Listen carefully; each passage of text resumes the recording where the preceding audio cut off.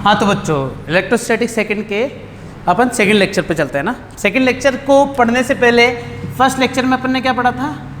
Area vector. क्यों पढ़ा था इसकी कहानी तुम्हें पता है? लास्ट के जो 5 मिनट थे उसमें मैंने जाते जाते ये बता दिया था कि हम बात किसकी करेंगे? फ्लक्स की। और फ्लक्स का मतलब क्या होता है? मान लो कि क्या है बच्चों, एक मेला, और मेला का मतलब क्या है? एक गेट, और इसमें क्या है? बहुत सारे सुगले से बच्चे जा रहे हैं, या पेरेंट्स जा रहे हैं, या मतलब फैमिली जा रही है कोई। अच्छा मेला है तो गेट, एंट्री गेट एक ही है, अभी एंटर हो रहे हैं, आ रहे जा रहे हैं, आराम से सब कुछ सही चल रहा है। वाह मेला है, मज़ा आ रहा है। फिर क्या हुआ? अंदर किसी ने बोल दिया अरे बम है बम है बम है, तो क्या होगा? एक साथ भागेंगे, एक साथ निकलेंगे। मतलब क्या हो गया? इस एरिया से या इस गेट से निकलने वाले जो ह्यूमन बीइंग होगी उसकी संख्या क्या हो जाएगी? बढ़ जाएगी। उसे ही कहते हैं फ्लक्स का इंक्रीज होना। फ्लक्स का मतलब होता ही यही है। फ्लक्स के कंसेप्ट को दिमाग में बिठा लो कि फ्लक्स है क्या। फ्लक्स का मतलब होता है एक सिंगल एरिया के अंदर से निकलने वाले डाटा। अब डाटा के अंदर कुछ भी हो सकता है, मैं वहाँ पर मैग्नेटिक फील्ड भी बोल सकता हूँ, इलेक्ट्रिक फील्ड भी बोल सकता हूँ, पानी भी बोल सकता हूँ, कुछ भी बोल सकता हूँ। समझ में आ रही मेरी बात? कि फ्लक्स का मतलब क्या होता है? किसी एक यूनिट एरिया से निकलने वाला या एक एरिया से क्रॉस करने वाले डाटा की बात कर रहे हैं। तो यहाँ पर जो फ्लक्स अपन बात करेंगे, अगर मैंने इसके आगे लिख दिया ना इलेक्ट्रिक फ्लक्स, क्या लिख दिया मैंने इसके आगे? Electric flux. तो इलेक्ट्रिक फ्लक्स का वास्तविक अर्थ हुआ क्या? Electric flux. बिल्कुल, इलेक्ट्रिक फ्लक्स का मैं बताता हूँ। मैंने जब इलेक्ट्रोस्टैटिक फर्स्ट खत्म करा था तो आखिरी लेक्चर था इलेक्ट्रिक फील्ड लाइन, याद आ रहा है? तो ये इलेक्ट्रिक फील्ड लाइन जो है, अगर किसी एरिया में से क्रॉस हो, पास नहीं हो, क्रॉस करे उसको, काटते हुए निकले, पेनिट्रेट करते हुए निकले, ठीक है, या अंदर जाकर घुस जाए, बैठ जाए, बस मैं खुश हूँ, ऐसा कुछ हो जाए, तब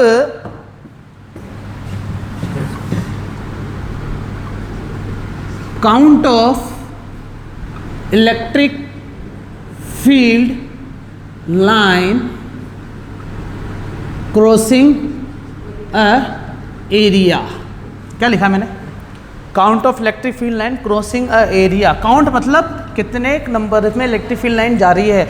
इस पूरी चीज़ को बोलते हैं इलेक्ट्रिक फ्लक्स। याद आ रही है चीज़? याद क्या आ रही है? नई चीज़ है, समझ में आ रही है कि इलेक्ट्रिक फ्लक्स होता है? क्या 10th में थी? गुड, मैं बता देता हूँ। अगर ये इलेक्ट्रिक फ्लक्स वाला कंसेप्ट बहुत अच्छे से तुम्हें समझ में आता है, इसके आने वाले न्यूमेरिकल, इसके आने वाले टॉपिक्स, इसके आने वाली सारी चीज़ें बहुत मज़ेदार तरीके से समझ में आ रही है। इसका मतलब ये है कि मैग्नेटिक फ्लक्स में कुछ पढ़ना ही नहीं पड़ेगा। क्यों? सेम कंसेप्ट है, बस चार्ज वहाँ पर घूम ही तो रहा है, एक यूनिफॉर्म वेलोसिटी में तो है। तो मैग्नेटिज्म के अंदर अपन यही तो बात करेंगे। बस वही इलेक्ट्रिक फ्लक्स किस में चेंज कर देंगे अपन? मैग्नेटिक फ्लक्स में। सारे डेरिवेशन सेम टू सेम चलेंगे, बस इलेक्ट्रिक की जगह किसकी बात होगी? मैग्नेटिज्म। है क्या कहानी समझ में आई? ठीक है, अब मैं थोड़ा आगे चलता हूँ।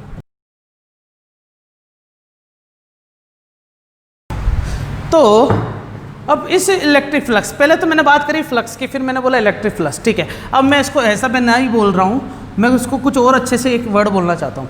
इलेक्ट्रिक फील्ड लाइन को पता है अपन ने क्या बोला था बच्चों? एक एनर्जी बोली थी, याद आ रहा है? पढ़ा होगा तो याद आ गया होगा कि इलेक्ट्रिक फील्ड लाइन एक टाइप ऑफ एनर्जी है कि अगर कोई चार्ज है Q पॉजिटिव है तो इलेक्ट्रिक फील्ड लाइन इसके अंदर से ऐसे निकली बाहर। सही है क्या?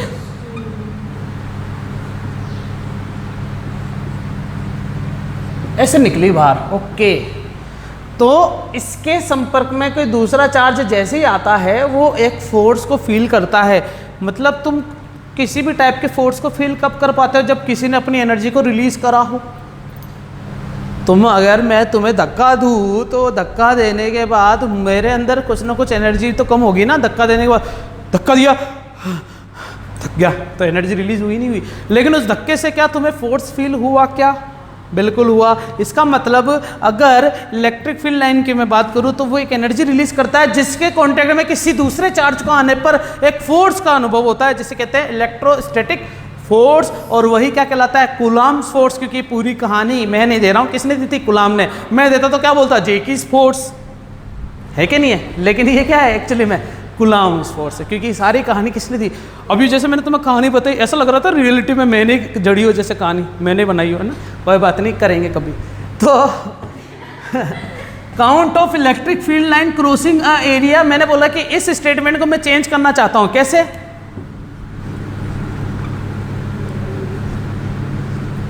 एनर्जी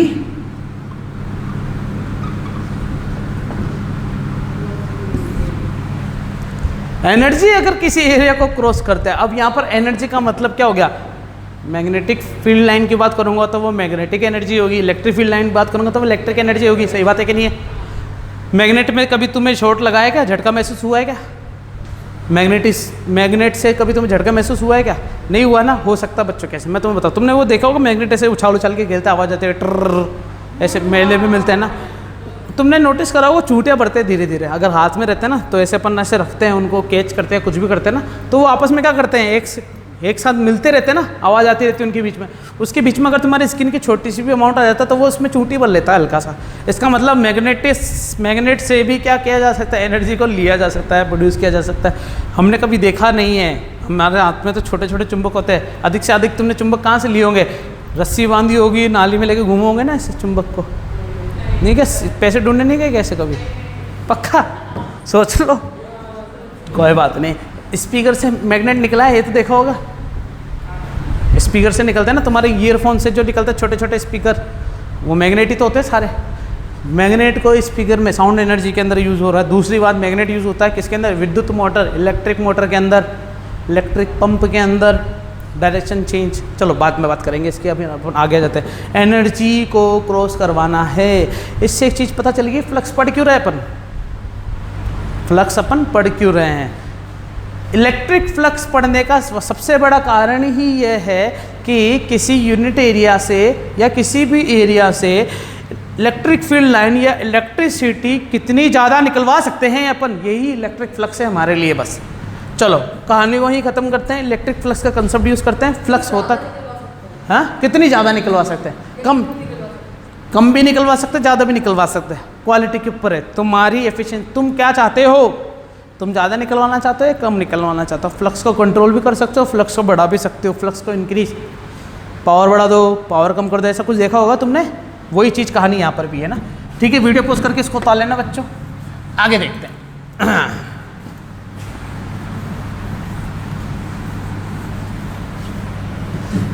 अब मैंने फ्लक्स को जाते जाते ये बात बोल दी थी कि फाई इज इक्वल टू होता है ई डॉट डी ए। कुछ नहीं बताऊंगा इसके अंदर कहानी की ये कैसा है, क्या हुआ क्या, क्योंकि लास्ट वाले लेक्चर में अपन ने कर लिया था ये सब चीज़ें।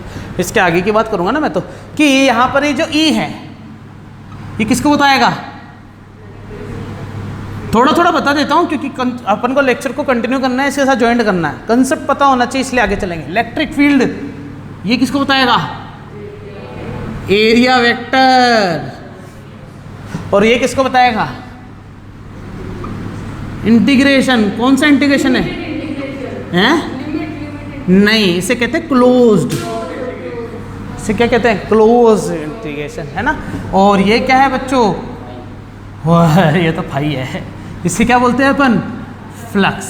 यूनिट निकालने में इसकी बता दिया था वैसे तो मैंने यूनिट, फिर भी तुम निकाल के देख लेना जो भी है, कि वोल्ट पर मीटर होता, वोल्ट इंटू मीटर होती है। और तुम चाहो तो फ्लक्स को निकालने की, अरे रुको, ई होता ना तो न्यूटन पर कूलम होता है, नहीं होता है?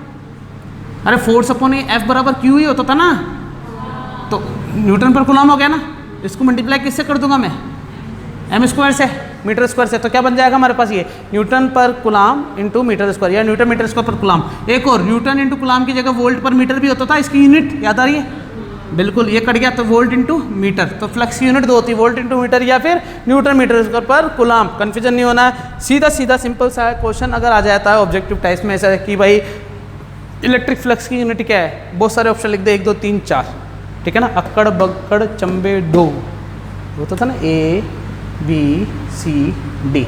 तो उसमें कुछ भी अगर आ जाए तो तुम्हारे पास गलत टिक कर देना तुम तो, ठीक है, तुम्हारे लिए छूट है। हाँ भाई, फिर आगे चले अपन। आगे कहानी क्या है? मैंने तुम्हें बताया कि भाई ये जो ई डॉट डी ए जो है ना, ये क्या है, इंटीग्रेशन में ये वाला सिंबल क्यों लगाया है ना, कहानी ये है। तो मैंने दो डायग्राम बनाया है ना, एक को क्या लिखा है सर्कल, और एक को क्या लिखा है मैंने सफेरा। एक सर्कल एक सफेरा है। सर्कल जो होता है ना वो क्या होता है, ओपन डायग्राम कहलाता है। क्या कहलाता है, क्योंकि इधर से भी देख सकते हो उधर से भी देख सकते हो, दोनों तरफ से दो सरफेस दिखती है ना सर्कल की, तो एक आगे से भी देख सकते हो पीछे से भी देख सकते हो। लेकिन जो सफेरा होता है उसकी भी दो सरफेस होती है, कौन कौन सी, आउटर और इनर। तुम किसको देख सकते हो, केवल आउटर को, तो ये क्लोज सरफेस कहलाती है। क्यूब क्लोज सरफेस है और स्क्वायर ओपन सरफेस है। चले ले तो अपन आगे चल सकते हैं। मैं कहानी बता देता हूं कि आज की हमारी कहानी,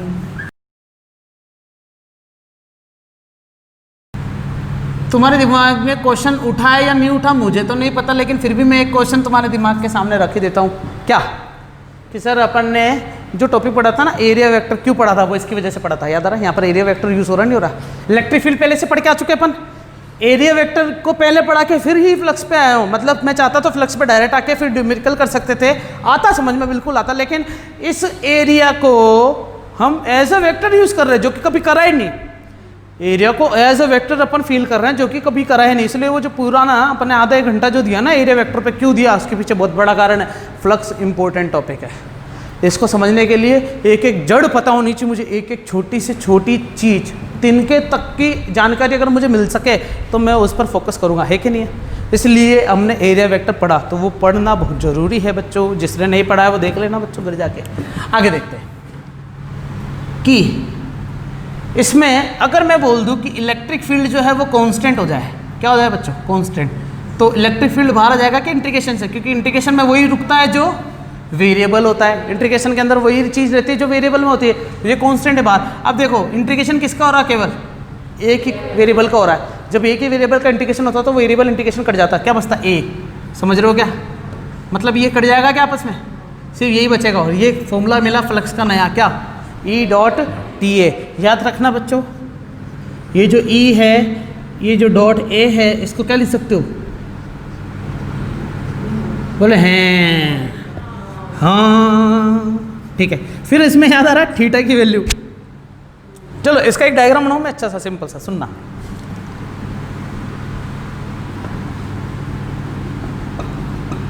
ये क्या है, ये इलेक्ट्रिक फील्ड आ रही है इस एरिया के अंदर। तो मुझे बताओ इलेक्ट्रिक फील्ड और एरिया वेक्टर दोनों के लिए डायरेक्शन क्या क्या है, मतलब दोनों के बीच में एंगल कितना है। मतलब इलेक्ट्रिक फील्ड इसको कट कर रही है और ये एरिया है, तो एरिया के और ई के बीच में एंगल कितना है, ई और एरिया में 0 डिग्री। कैसे, पहले तो एरिया वेक्टर देखते हैं, एरिया की डायरेक्शन क्या है, क्योंकि अगर दोनों की डायरेक्शन मिलेगी तभी तो पता कर पाओगे कि दोनों के बीच में एंगल कितना है। तो एरिया की डायरेक्शन निकालते हैं। एरिया की डायरेक्शन का मतलब हो गया ये सरफेस एरिया। अब मैंने तुम्हें बताया था कि इस सरफेस को देखने के लिए तुम्हें कहाँ से देखने की जरूरत पड़ी, बताओ, पर्टिकुलर डायरेक्शन कौन सी है बताओ, इसको देखने, सामने से, सामने मतलब परपेंडिकुलर, समझ रहे हो क्या। तो इसका एरिया वेक्टर क्या यही होगा क्या, और ये भी यही है क्या, क्या दोनों पैरेलल हो गए क्या, क्या दोनों के बीच में 0 हो गया क्या, अरे समझ में आ गया क्या, नहीं आया नहीं आया नहीं आया, पक्का।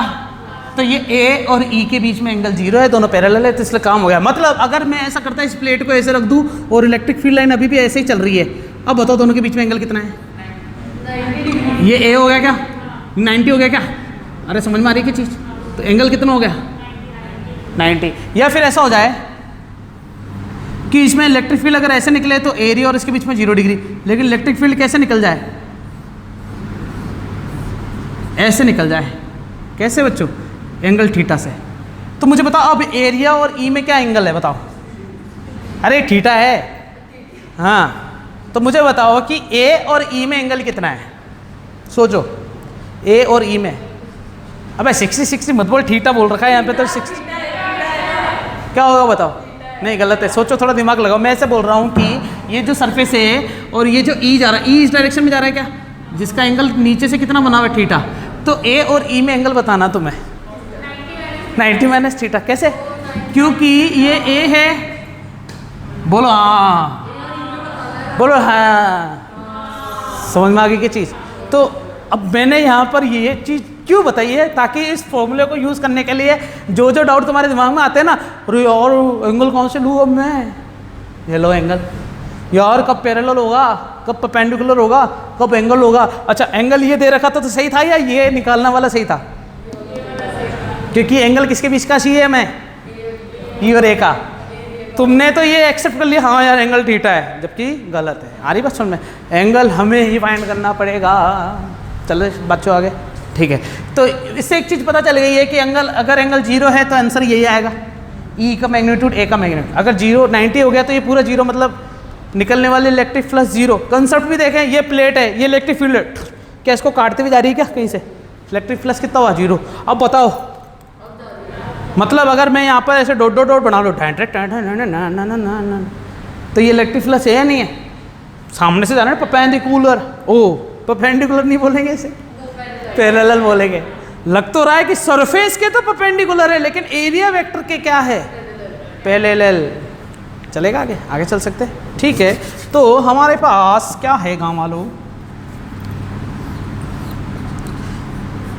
ऐसे कोई भी क्वेश्चन दे दे जिसमें मैं ए दे दूँ, ई दे दूँ, ए दे दूँ, ई दे दूँ, हो जाएगा काम। जैसे ए का मतलब मैंने बोला ये रेडियस आर है, तो तुम ए को क्या बोल दोगे? बोले हैं। रेडियस बोल दो 2 है तो तुम क्या बोल दोगे? 4 पाई। अरे मैग्नीट्यूड देने लग जाऊँ अगर इन्हीं न्यूमेरिकल, ये तो मैंने क्वेश्चन जो बताया ना, ये क्वेश्चन कंसेप्ट जो बताया ना, इन्हीं से अगर क्वेश्चन बनाऊँ तो अगर रेडियस दे दूँ तो यार, रेडियस दे दूँ तो यार, रेडियस दे दूँ, एंगल दे दूँ तो यार, नहीं दूँ तो भी यार। समझ में आ रही है मेरी बात? ठीक है ना? तो एक चीज़ पता चल गई है कि ऐसे क्वेश्चन आ गए तो मैं कर सकता हूँ। बच्चे यहाँ तक जो मैंने बताया ना, ये लास्ट क्लास में अपन ने कवर करा था, सही है ना? अब इसके आगे की न्यूमेरिकल देखें, क्योंकि यहाँ तक का जो न्यूमेरिकल था वो लास्ट क्लास तक था। अब अपन बात करेंगे आगे की न्यूमेरिकल कैसे कैसे। चलो देखते बच्चों, सिंपल सा एक छोटा सा हमें प्यारा सा नन्ना सा। बच्चों ये समझना है ना, मैं चाहता हूँ कि तुम नहीं समझो लेकिन समझना, ठीक है? मैं चाहता हूँ कि तुम्हारे दिमाग में नहीं घुसे लेकिन समझना, ठीक है? मुझे पता है तुम्हारे अंदर नहीं आएगा लेकिन फिर भी समझना, ठीक है? ये एकस, ये वाकस, जैकस। हमारे पास यो दे रखियो है कि ये है इलेक्ट्रिक फील्ड की डायरेक्शन, मतलब इलेक्ट्रिक फील्ड की डायरेक्शन मतलब इस बॉक्स के इस सरफेस से इलेक्ट्रिक फील्ड ऐसे निकल रही, सही है? और ये है हमारे पास एक क्यूब जिसकी साइड कितनी दे रखी है, मान लो मैंने ए, क्या दे रखी है मैंने? ए। और ये जो ई है ना, इसकी वैल्यू मैं दे देता हूँ E naught I cap. I cap देने का मतलब ये होगा कि एक्स डायरेक्शन में जा रही है। आई कैप नहीं देता फिर भी मैं बोल देता ना कि ई की डायरेक्शन ये है और इसका मैग्नीट्यूड ये, तब भी मानते। 2 प्रकार के क्वेश्चन बन गए, या तो डायरेक्शन दे दे या फिर ऐसा बोले कि ये एक्स डायरेक्शन में ही जा रहा। समझ में? हमें बोल दिया गया है कि इस पूरे क्यूब से क्या निकालना है मुझे? इलेक्ट्रिक फ्लक्स निकालना है पूरे क्यूब से। निकालते हैं। हमें एक चीज़ पता है बच्चों, क्या? कि वेक्टर, एरिया वेक्टर और इलेक्ट्रिक फ्लक्स में अगर परपेंडिकुलर डायरेक्शन आ जाती तो वो 0 होगा, सही है? तो तुम्हें सबसे पहले ये पता होना चाहिए कि हर क्यूब की साइड पर एरिया वेक्टर कहाँ कहाँ होगा। सबसे पहले मैं यहाँ पर एक चीज़ बता देता हूँ कि ये जो क्यूब है, इस क्यूब की खास बात ये हो गई है कि हमारे पास ये 2 फेसिस है ना, 2 वाले, ये और ये, सही है ना? तो यहाँ से इलेक्ट्रिक फील्ड घुसी और यहाँ से निकली। बोलो हाँ, अरे हाँ कि ना? इसका मतलब इस सरफेस का बताओ बच्चों एरिया वेक्टर कहाँ होगा? क्या यही होगा क्या? हमेशा आउटवर्ड होता है। एरिया वेक्टर कब होगा, कैसे होगा, क्या होगा, डायरेक्शन क्या होगी, ये मैंने लास्ट लेक्चर में बताया था, याद आ गया? तो इसका सरफेस से बाहर की तरफ, इसका एरिया वेक्टर क्या होगा? ये होगा। अरे यार तुम इसको अगर देख पा रहे हो, कहाँ से देख पा रहे हो? बाहर से तो देख पा रहे हो। क्या मैं इस सरफेस को देख पा रहा हूँ कि पीछे से? तुम देख पा रहे हो क्या? इसका मतलब इसका एरिया की डायरेक्शन क्या होगी?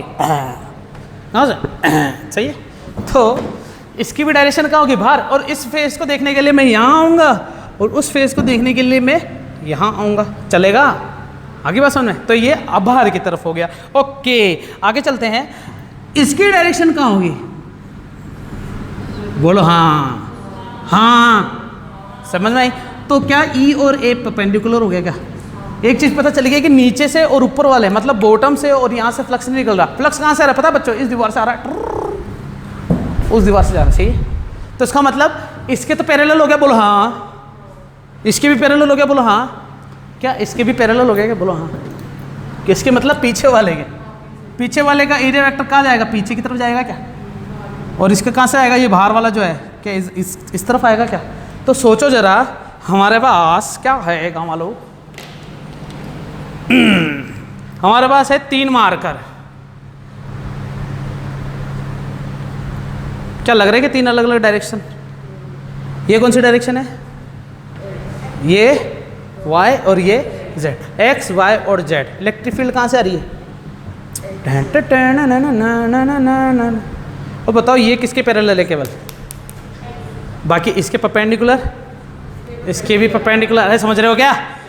मतलब ऐसा हो गया है कि 4 साइड से तो या 4 फेस पे तो इलेक्ट्रिक फ्लक्स 0 हो गया जो कि परपेंडिकुलर है ना। अब कौन कौन से है वो? तो अपन ऐसा बोल सकते हैं कि ये x हो गया, ये y हो गया और ये z हो गया। याद रखना बच्चों, क्वेश्चन जब आएगा तो वहाँ तुम्हें थ्योरेटिकल लिखने की कुछ ज़रूरत नहीं है, समझाने के लिए लिख रहा हूँ इतनी सारी कहानी।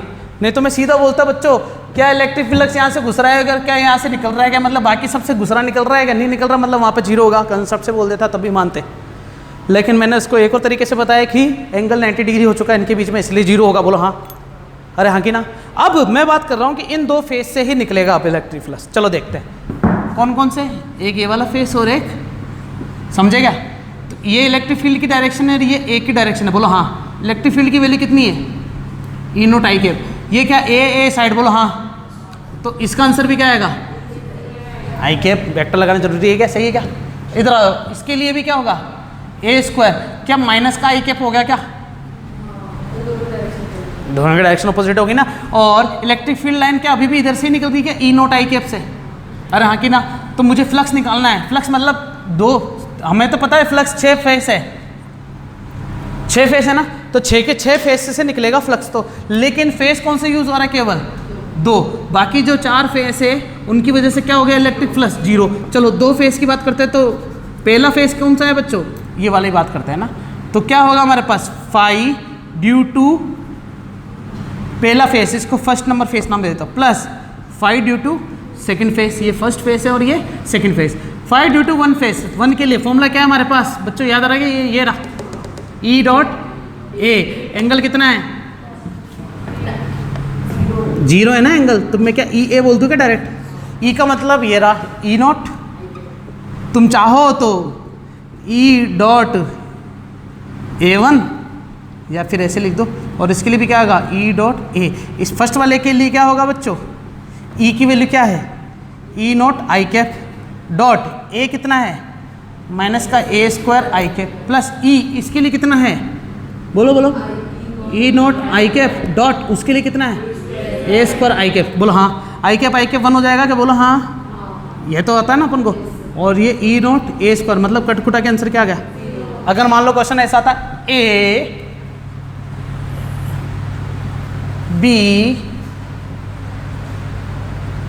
सी और डी, तो आंसर क्या आता है इसका? 0। हाँ, क्यों नहीं निकल रहा? अब तुम तो सोच रहे हो सर निकल तो रहा है इसमें से, लेकिन बच्चों जितना निकल रहा ना, कैसे? जितना घुसा उतना को उतना बाहर भी निकल गया। बोलो हाँ। तो मुझे ये बताओ कि इस सरफेस के अंदर कहीं पर भी इलेक्ट्रिक फ्लक्स रुका है क्या? इलेक्ट्रिक फील्ड लाइन जितनी घुसी क्या उतनी बाहर निकल गई क्या? एक कंसेप्ट और बता दिया, नोट लिख लेना 50 रुपए का। क्या कि अगर इलेक्ट्रिक फील्ड लाइन को मैंने प्रूफ कर दिया ये 0 है, ये तो एनालिटिकल मेथड हो गया, पूरा मैथमेटिकल एक्सप्रेशन यूज करके बताया। कंसेप्ट से बोलूँ, इलेक्ट्रिक फील्ड लाइन अगर किसी एरिया से क्रॉस कर जाती है, क्या कर जाती है बच्चों? किसी एरिया से क्रॉस कर जाती है तो वो इसकी इलेक्ट्रिक फील्ड लाइन है। अब इसके एरिया कितने हैं? 6 के 6 से जो निकलेगी, क्योंकि मुझे क्या पूछा है? इस पूरे क्यूब से फ्लक्स बताओ। अगर केवल ये बोलता ना इस फेस से बताओ तो आंसर क्या आता? अगर मुझे को बोलता इस फेस से बताओ तो आंसर क्या आता? अगर मुझे पैसा बोला कि पूरे क्यूब से बताओ तो सभी फेस का अलग अलग निकाल के सबको जोड़ना है। तो इस पूरे क्लोज्ड सिस्टम के लिए जो भी इलेक्ट्रिक फ्लक्स घुसा है दूसरे फेज से वही चीज़ बाहर निकल चुका है। तो इस पूरे सिस्टम की बात करें तो मतलब क्या हो गया कि घर में दो बेटे हैं, एक चोर है और एक पुलिस है। पुलिस पैसा ला रहा है और चोर पैसा ले जा रहा है। समझ रहे हो कि यहाँ से तो पैसा आ रहा है और यहाँ से पैसा जा रहा है। तो अगर देखे तो कमाई तो हो रही है लेकिन जा भी रही, तो पूरे घर की कमाई कितनी हुई? जीरो। बचत जीरो हुई। हारी बात समझ में? समझ रहे हो क्या मेरी बात? ये एक चीज़ यहाँ से पता चल गई कि अगर कोई दो फेस एक दूसरे के पैरेलल है और यहाँ से अगर कोई इलेक्ट्रिक फ्लक्स निकल रहा है तो उसका आंसर हमेशा जीरो होगा। क्यों? क्योंकि दोनों हमेशा जीरो, क्योंकि दोनों अपोजिट डायरेक्शन। हाँ वही वही वही वही वही नहीं, मेले में तो क्या होगा, सब बाहर ही आएंगे। अब जितने गए उतने बाहर आ जाएंगे, है ना। तो इसका मतलब क्या हो गया? फ्लक्स जीरो हो गया। हाँ, अगर ऐसे बोला कि 6 से 8 बजे तक कितना था, मान लो रावण जल रहा है, 6 से 8 तक जनता घुसी, 8 बजे रावण जल गया, 8 से 10 तक जनता बाहर आ गई, तो 6 से 8 तक फ्लक्स है क्या कुछ पॉजिटिव, 8 से 10 फ्लक्स है क्या कुछ है नेगेटिव, और 8 से 10 कितना हो गया? 6 से 10 कितना हो गया? जीरो।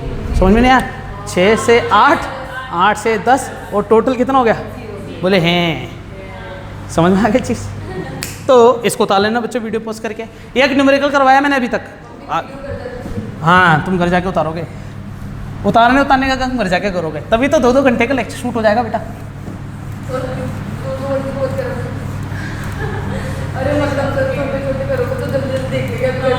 नहीं, मैं इन्हीं लेक्चर को आधे घंटे में 4 टुकड़े तोड़ दूंगा। जो बाकी बच्चे हैं ना वो तुम्हें तो एक दिन में देखना पड़ेगा। कल वापस आओगे तो आगे का। हाँ बच्चों, अगला न्यूमेरिकल एक और आ गया। पहले वाले न्यूमेरिकल को इस वाले न्यूमेरिकल से डिफरेंशिएट करो। पहले तो क्या क्या चेंज लग रहा तुम्हें? इसमें क्यूब को अपन ने ओरिजिन पे नहीं रखा है, थोड़ा आगे रख दिया है, ठीक है। और सोचो, देखो यार थोड़ा दिमाग लगाओ, थोड़ा आंखें खोलो, क्या चेंज लग रहा है और दोनों में? इसमें ई नॉट आई कैप है और इसमें ई नॉट एक्स आई कैप है। दोनों में डिफरेंस पता चल रहा है क्या? तुम्हें पता है कि कुछ कहा नहीं? मुझे बताओ।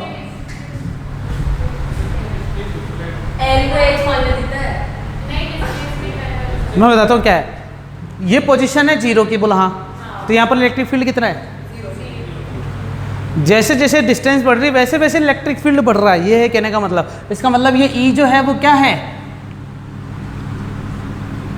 बोलो हाँ। मतलब क्या कहेंगे इसे अपन? वेयरिंग। क्या कर रहा है बच्चों? ये बदल रहा है। कैसे बदल रहा है? By the mean of distance के साथ साथ। इसका मतलब यहाँ पर इलेक्ट्रिक फील्ड ज़्यादा होगा या यहाँ पर ज़्यादा होगा? सोचो कैसे। बस आगे चल सकते हैं अपन अब, ठीक है। तो मुझे भी यहाँ पर बोला कि इस पूरे क्यूब के लिए इलेक्ट्रिक फील्ड निकालो, तो आंसर बिल्कुल इसके जैसे ही निकलेगा कि 4 फेज से तो जीरो हो गया। बोलो कैसे? परपेंडिकुलर। समझ में आएगी कि 4 फेज किस किस, बाकी 2 से जीरो नहीं। सुनो तो सही, सुनो, बाकी 2 से निकालना चाहूँगा क्या? तो इसके लिए क्या होगा बच्चों? E dot A. ई का मतलब क्या है? E not x. इस पर एक्स की वैल्यू कितनी है? बोल हाँ, ठीक है ना। आई कैप डो एल प्लस के। तो यहाँ पर होगा ना बेटा, यहाँ पर थोड़ी होगा। हाँ, यहाँ पर नहीं होगा, यहाँ पर तो एल ही होगा। फिर आई कैप हो गया, फिर ए की वैल्यू चाहिए। ए मतलब एरिया, एरिया मतलब ए स्क्वायर माइनस का आई कैप। बोलो हाँ, चलेगा क्या? जो चीज़ यहाँ लिखी थी वो यही लिखी, बस एल कैसे आया? क्योंकि वहाँ पर एक्स था। चलेगा। अब देखो E naught L A square minus का, ये आया आंसर। बोलो हाँ, क्योंकि आई कैप तो क्या हो गया? 1 हो गया। चलेगा क्या? आगे आगे देखते हैं। इस वाले के लिए ई डॉट ए, ई की वैल्यू ई नॉट एल प्लस ए आई कैप। बोलो हाँ, dot A square I cap. बोलो हाँ, क्योंकि इस डायरेक्शन के लिए एरिया क्या हो जाएगा गाँव वालों? ए स्क्वायर आई कैप। और इस वाली डायरेक्शन के लिए एरिया क्या हो जाएगा गाँव वालों? ए स्क्वायर आई कैप, वो भी किसका? माइनस का। बोलो हाँ, तो ढंग से लिखूँ मैं, ठीक है ना? समझ में आ गया चीज़? ए इज इक्वल टू माइनस का ए स्क्वायर आई कैप। चलेगा गाँव वालों? ओके। अब इसको सोल्व करो तो क्या? बोलो हैं, बोलो ना, समझ में आया? ब्रैकेट खोला मैंने सीधा, ये कट गया क्या? क्या बचा? ई नॉट ए स्क्वायर। मतलब क्या इसके लिए इलेक्ट्रिक फ्लक्स जीरो हुआ क्या? फ्लक्स जीरो थोड़ी हुआ, कुछ ना कुछ आंसर मिला है ना। इसमें जीरो हो गया लेकिन इसमें जीरो नहीं हुआ। वापस देख लो अच्छे से, क्योंकि मैं क्या बताने जा रहा हूँ। मैंने बोला कि स्पेस के लिए निकालूंगा तो ये आंसर आएगा, बोलो हाँ ये तो आया समझ में। मैंने बोला इसके लिए भी, फिर दोनों को जोड़ूंगा नहीं जोड़ूंगा। ओके, आई कैप क्या हो जाएगा, बोलो हाँ। अब a into L A square, A into O, A cube भी तो लिखा हुआ है। डफर हो तुम सब, तुम्हें कुछ आता तो है नहीं। देखो क्यूब ऐसे लिखता है, ठीक है बच्चों, ऐसे लिखते हैं। तो आंसर क्या आ गया, ई नॉट ए क्यूब। क्या इलेक्ट्रिक फ्लक्स जीरो हुआ क्या? जरूरी है क्या हमेशा जीरो होना? कब जीरो होगा बताओ, और सोचो। अच्छा सोचो, मैं ओरिजिन से हटा भी दूं तब भी क्या होगा, कुछ नहीं होगा। मैं अगर x नहीं लगाता ना तब भी जीरो आता बच्चों। हाँ जीरो आता। सोचो अगर x नहीं होता तो ये भी नहीं होता, l भी। x नहीं होता तो ये l प्लस a भी नहीं होता, ये माइनस का e नॉट a स्क्वायर होता, ये प्लस का e नॉट a स्क्वायर होता। भचीड़ आंसर बोलो हाँ। मतलब x है तभी तो आंसर कुछ ना कुछ है। इसका मतलब इलेक्ट्रिक फील्ड कांस्टेंट हो ना, इलेक्ट्रिक फील्ड कांस्टेंट हो तो जीरो आएगा। इलेक्ट्रिक फील्ड कांस्टेंट नहीं हो या वेरिएबल हो तो जीरो नहीं आएगा। क्यों? क्योंकि देखो ये बोकस है। बोकस कहाँ गया मेरा?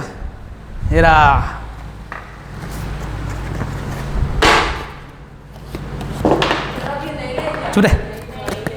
अब ये बॉक्स है बच्चों ना, मैंने बताया कि ये इलेक्ट्रिक फील्ड लाइन है, यहाँ से आई दो, लेकिन ऐसा बोला गया है कि x की वजह से डिस्टेंस के साथ से इलेक्ट्रिक फील्ड लाइन बढ़ेगी। घुसी दो है, निकली कितनी है? 3। सोचो तो क्या जितनी घुसी उतनी ही निकली है, ज़्यादा निकली है? तो इलेक्ट्रिक फ्लक्स जीरो है या नहीं है?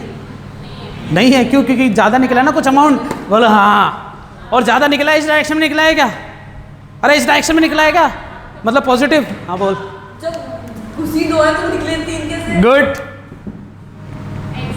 जैसे जैसे डिस्टेंस बढ़ रही है वैसे वैसे इलेक्ट्रिक फील्ड बढ़ रही है। फॉर्मूला ये कह रहा ना, इलेक्ट्रिक फील्ड हमेशा कांस्टेंट। मतलब सोचो तुम छोटा सा एग्जांपल है, मेले के अंदर नहीं जाएंगे। हार्दिक पांड्या का एग्जांपल ले लो ना। लॉकडाउन में 2 जने गए, 3 जने बाहर आए लॉकडाउन खत्म होने के बाद। बच्चा हो गया ना कल हार्दिक पांड्या के, लड़का हुआ है तो क्या हो गया, डिस्टेंस के साथ या टाइम के साथ इलेक्ट्रिक फ्लक्स बढ़ गया। अरे सोचो, मतलब जरूरी नहीं है हमेशा इलेक्ट्रिक फ्लक्स कांस्टेंट हो। हर कोई विराट कोहली अनुष्का शर्मा नहीं है कि 2 जने घुसे हैं 2 जने निकले हैं। सोचो उसमें वो 2 जने घुसे निकले कितने, 3 हैं। तो मतलब टाइम के साथ इलेक्ट्रिक फ्लक्स चेंज हो गया क्या? इसका मतलब इलेक्ट्रिक फ्लक्स हमेशा कांस्टेंट हो जरूरी। वही तो जो लाइन घुसी थी वही डिवाइड हुई है। मतलब ये कहना चाह रही है कि वही जो 2 लाइन घुसी है उसमें से डिवाइड होके वो 3 बन गई। वो 3 डिवाइड नहीं होके निकली है। डिवाइड थोड़ी होगा। क्या हार्दिक पांड्या कम हुआ है क्या? उसकी हाइट कम हुई है क्या? या उसकी लुगाई को कुछ हो गया डिफेक्ट्स? ऐसा होता है क्या? बेबी बोर्न होता है तो कोई डिफेक्ट आते हैं क्या किसी में? सीधा ऊपर जाते हैं तो बाकी तो कुछ नहीं होता है। अरे हाँ कि ना। मतलब यह है कि इलेक्ट्रिक फ्लक्स 2 वेरिएबल भी होते हैं और कांस्टेंट भी होते हैं। तो ये क्वेश्चन मैंने क्यों करवाया, इससे एक क्वेश्चन कंप्लीट हुआ वेरिएबल इलेक्ट्रिक फ्लक्स के लिए और ये कांस्टेंट के लिए। आई दिमाग समझ में कि अपन ने 2 क्वेश्चन क्यों लिए? उतारो वीडियो पॉज कर। अरे मस्त है। क्यों समझ में नहीं आया? अभी वापस बताऊँ क्या? नहीं आया होगा। थोड़ा तुम दिमाग लगा लो, बोले टाइम ले लो अपना अपना, ऐसे टाइम लो। क्योंकि अगर ये समझ में आ गया तो मतलब आगे की चीज़ तब समझ में आएगी। ये नहीं आया तो कुछ नहीं आने वाला। तो जब घुसी उधर से 2 लाइन है तो उधर से 3 कैसे निकलेगी? सोचो तुम है ना स्कूल में एंटर हुए, पागल बिल्कुल भोंट बच्चे, और 12th बाद भी भोंट निकलोगे क्या? क्यों? क्योंकि तुम्हारा ज्ञान वेरिएबल है, इंक्रीज हो रहा है। इसमें भी इलेक्ट्रिक फ्लक्स जो है वो इंक्रीज हो रहा है डिस्टेंस के उस पर्टिकुलर एरिया नहीं, उस पर्टिकुलर लेंथ के साथ। कि भाई जैसे जैसे ये लेंथ बढ़ी ना, एक्स ए है ना ये लेंथ, तो अभी इलेक्ट्रिक फ्लक्स मान लो ये यहाँ पर था, ये बंदा इलेक्ट्रिक फ्लक्स है, ये यहाँ से यहाँ पहुँचा, तो क्या इसकी हाइट बढ़ेगी नहीं बढ़ेगी? थोड़े टाइम बाद बढ़ेगी ना। तो कैसे बढ़े? हाँ उस पर्टिकुलर एरिया में कैसे बढ़ सकती है? ठीक है। क्या इलेक्ट्रिक फ्लक्स किसी एरिया पर डिपेंड करता है क्या? किसने बोला? इलेक्ट्रिक फ्लक्स एरिया पे डिपेंड करता है क्या? अरे यार क्रॉसिंग एरिया का मतलब देखो, मैं तुम्हें बताऊं, तुम बहुत गलत जा रहे हो, अलग डायरेक्शन में चले गए। क्रॉसिंग एरिया का मतलब ये हो गया कि इस पर्टिकुलर एरिया इससे कितनी निकली? अब एरिया खत्म हो गया क्या? अब वो कहाँ घुस चुका है? वापस स्पेस में। फिर इस पर टकराएगा तब उसको लगेगा अरे यार एक और दीवार आ गई, इधर से इलेक्ट्रिक फ्लक्स निकली। अभी क्या है, कुछ एरिया लग रहा है कि उसको फील हो रहा है कि एरिया अभी बीच में नहीं हो रहा, कब फील होगा? अरे यार समझ में आ गई चीज़। मेरे पास क्या है, ठीक है बच्चों नया टॉपिक स्टार्ट करते हैं अपन, है ना। ये इलेक्ट्रिक फ्लक्स के लिए जो क्वेश्चन करवाने थे ना वो हुए अपन। तुम्हें पता है ये पढ़ते पढ़ते मैं एकदम से ऐसे टॉपिक पर आऊँगा जहाँ तुम्हें लगेगा जादू, क्योंकि वो टॉपिक जो तुम सिस्टम से पढ़ते हो ना, जैसे किताब में ये टॉपिक खत्म होता है सीधा उसका नाम आएगा टॉपिक पढ़ेंगे, लेकिन अपन टॉपिक वैसे नहीं पढ़ रहे। अपन क्या पढ़ रहे हैं, उससे रिलेटेड होने वाले तिनके तक का ज्ञान लेके फिर उस टॉपिक पे अपने आप घुस जाते हैं अपन। समझ रहे हो मेरी बात, कि अपन को दिल्ली पहुंचना है तो दिल्ली पहुंचने के लिए कहाँ से होते हुए जाते हैं, किशनगढ़ से, यहाँ से, वहाँ से, जयपुर से, सही है ना। तो इसका मतलब डायरेक्ट दिल्ली थोड़ी पहुँच गए, इत्तू पित्तू जिम पतूता, सुना है ना डायलॉग है सोनपरी का, तो चुटकी बजाई और चले गए वहाँ पर, या डोरेमन का वो गेट निकाला, हाँ एनीवेयर डोर। तो मेरे को जो चीज़ बतानी वो है ये एंगल। एंगल के बारे में कहानियाँ बताओ अपनी अपनी, क्या क्या होती है बच्चों, बताओ एंगल से तुम क्या क्या समझते हो, बताओ तो मैं काट दूंगा, कोई टेंशन नहीं है, बोलो एंगल्स के बारे में। ठीक है, दो रेज के बीच में बनने वाला सबटेंडेड एरिया एंगल बताएगा, ठीक है। और एंगल को रिप्रेजेंट करने के लिए 11th क्लास अपन ने ट्रिग्नोमेट्री पढ़ी थी, तो एंगल स्टार्ट करा था सबसे पहले, क्या करा था उसमें। और फिजिक्स में भी मैंने एंगल के बारे में बताया था, एंगल दो प्रकार के होते हैं, प्लेन एंगल और सॉलिड एंगल। याद आ रहा है क्या, प्लेन एंगल और सॉलिड एंगल। रेडियन और स्टेरेडियन यूनिट एंड डायमेंशन वाला चैप्टर था, जिसमें एंगल दो प्रकार के होते हैं। चलो छोड़ो, इधर आओ, क्या यही होता है क्या एंगल, ये क्या कहलाती है, तो आर्क इज इक्वल टू क्या होता है, बोले हैं, ठीक है ना। तो एंगल क्या होता है बताओ, है कि नहीं, लेकिन कंडीशन अप्लाई बच्चों, ये होता है प्लेन एंगल के लिए बात, किसके लिए, आय हाय प्लेन एंगल के लिए बात। मतलब ये आर्क अगर छोटी भी होती तब भी एंगल इतना ही होता, क्या सोचो, आर्क बड़ी होती तब भी इतना ही होता, आर्क में कितनी भी बड़ी कर दूं तब भी एंगल इतना ही होगा क्या, और अगर आर्क में से गोल ना करके कर दूं तब भी एंगल पे कोई फर्क पड़ा क्या, नहीं पड़ा ना। पक्का समझ रहे हो मेरी बात, कि मतलब एंगल जो होता है ना प्लेन एंगल, वो आर्क अपॉन रेडियस के बराबर होता है, आर्क अपॉन रेडियस। और आर्क भी कैसी, परपेंडिकुलर टू दी रेडियस। सुनना मेरी बात, रेडियस के हमेशा सरकमटेंस परपेंडिकुलर होती है, बोलो हाँ होती है नहीं होती है, रेडियस हमेशा सरकमटेंस के या फिर इसके परपेंडिकुलर होती है। लेकिन अगर ऐसा शेप हो जाए तब परपेंडिकुलर हो सकती है क्या, बिल्कुल हो सकती है। देखो छोटा सा, तुमने देखा है बच्चों प्लेन मिरर और वो वाला मिरर, रफ मिरर, तो इसमें बचीड़ अपने आप ही एक नॉर्मल क्रिएट कर लेता था 10th क्लास, वही कंसेप्ट यहाँ पर भी। इसका मतलब मैंने यहाँ पर ये बता दिया है कि किसी भी प्लेन एंगल को डिनोट करने के लिए आर्क अपन रेडियस होती है, और प्लेन एंगल के लिए ये जरूरी नहीं है कि आर्क हमेशा आर्क जैसी लगे, ये आर्क शुड भी या मस्ट भी या मे भी या कैन भी आड़ी टेढ़ी। समझ में आ रही चीज़, ठीक है। अब मैं बात करता हूँ किसकी, सॉलिड एंगल की। अगर यही चीज़ मैं हिंदी में बोलूँगा तो क्या बोलूँगा, समतल कोण। किसकी बात करूँगा मैं, समतल कोण। ये समतल कोण है। और आर्क मतलब क्या हो गया, चाप बटे त्रिज्या, मतलब कोण बराबर चाप बटे त्रिज्या तुम्हारे लिए, ठीक है। अब आओ सॉलिड एंगल। सॉलिड का मतलब क्या है बच्चों, ठोस। बच्चों यहाँ पर ये जो आर्क अपन रेडियस मैंने लिखाना है, इसे ही फॉर्मूले को क्या बोलते हैं, रेडियन। इसी फॉर्मूले को क्या बोलते हैं, रेडियन। आर्क का मतलब होता है 2πr। अरे सोचो आर्क बराबर क्या होता है, कैसे, जब पूरा सर्कल पर घूमते हैं, ठीक है ना। और रेडियस का मतलब क्या होता है, काटा। क्या एंगल कितना बना, काटा क्या, 180 डिग्री में कितने रेडियन होते हैं, तो ये आर्क बाई रेडियस है क्या। बहुत जल्दी में बहुत अच्छी चीज़ बताइए, है तो पुराना क्या नहीं, लेकिन है बहुत अच्छा कंसेप्ट। ऐसे याद रखते हैं 180 डिग्री में 180 डिग्री में पाई रेडियन होते हैं, तो कैसे होते हैं यहीं से। और अब आते हैं सॉलिड एंगल पे। क्या होता है सॉलिड एंगल, चलो देखते हैं सबकी। ये क्या लग रहा है तुम्हें, क्या है ये, सामने से देखो ट्राइंगल है, ये क्या लग रहा है, कौन, ये तो लग रहा है ना कौन, ये तो ट्राइंगल लग रहा है। तो ट्राइंगल मतलब प्लेन एंगल, समझ रहे हो। सॉलिड एंगल का कंसेप्ट समझ में आ गया कि इसके अंदर जो एंगल है ना वो ऐसा है, पूरा अंदर से क्या है बच्चों, भरा हुआ। और क्या ये ऐसा है क्या, समझ रहे हो, ये होता है सॉलिड एंगल। क्या होता है ये सॉलिड एंगल, मतलब ठोस कोण, जिसे स्टेरेडियन बोलते थे, याद आ रहा है, स्टेरेडियन से याद रखते थे। यूनिट डायमेंशन के चैप्टर में अपन ने 2 एंगल बोले थे, रेडियन और स्टेरेडियन, है ना। तो ये होता है सॉलिड एंगल, ये भी मैंने बताया भी था। चलो आगे चलते हैं।